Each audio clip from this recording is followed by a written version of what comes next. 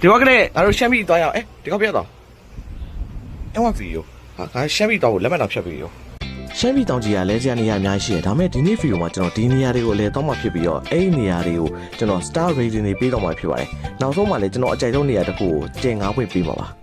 ကဲဆိုတော့ day 1အရင်ဆုံးကျွန်တော်တို့ဘတ်စကားစီးပြီးတော့ရှမ်းပြည်ဘက်ကိုသွားကြရင်လုံးဝရှူခင်းနေတာတကယ်ကိုကြည့်လို့လိုက်ပဲဒါတော့လန်ခီးမှာပဲရှိသေးတယ်နော်ရှမ်းပြည်တောင်ကြီးဘက်ကိုမရောက်သေးဘူးအဲ့ဒီဘက်ရောက်လို့ကတော့လုံးဝတကယ်ကိုရှူခင်းနေပါပါအဲ့လိုနဲ့ကျွန်တော်တို့ခီးတွေသွားနေကြရင်နောက်ဆုံးမှတော့တောင်ကြီးဘက်ကိုရောက်လာခဲ့ Hot digging it down.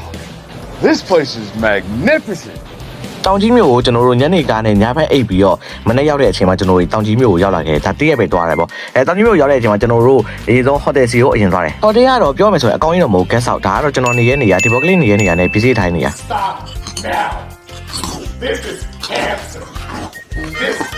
This is so much cancer. ပြီးတော့လည်းကျွန်တော်တို့မနေ့စာစားတယ်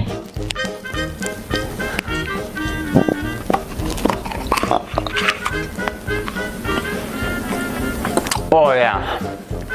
အရင်ဆုံးဒေဝမှာသွားတာကတော့ဆူလာမှုနေဖျားပါ ဒီနေ့တော့ကောင်းပါပြီရိုက်တယ်ဘာသာသွားရ အေးဟုတ်နော်ဖလိုရအောင်အပေးပေးနေရ စူလာမူနီ ဟို recipe တက်လာကြရှာပြပါဘူးโอเคဒီကအော်အရင်ဆုံးဆူလာမှုနေဖျားမှာကျွန်တော်ရှူခင်းနေတော်တော်များများကိုလိုက်ပြီးရိုက်တယ်ရိုက်ပြီးတော့ဆူလာမှုနေဖျားရဲ့ဖျားအတွင်းပိုင်းနဲ့ဝင်လာခဲ့တယ်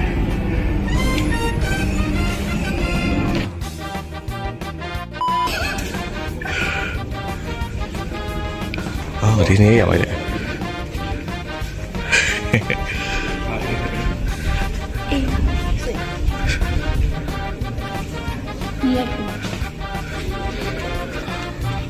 တိုင်းတစ်ခုလုံးကပက်ပြီးပြမှာဆိုအကောင်လုံး speed တွေမရောဝုန်းတိုင်းဆိုရကျွန်တော်အကောင်လုံး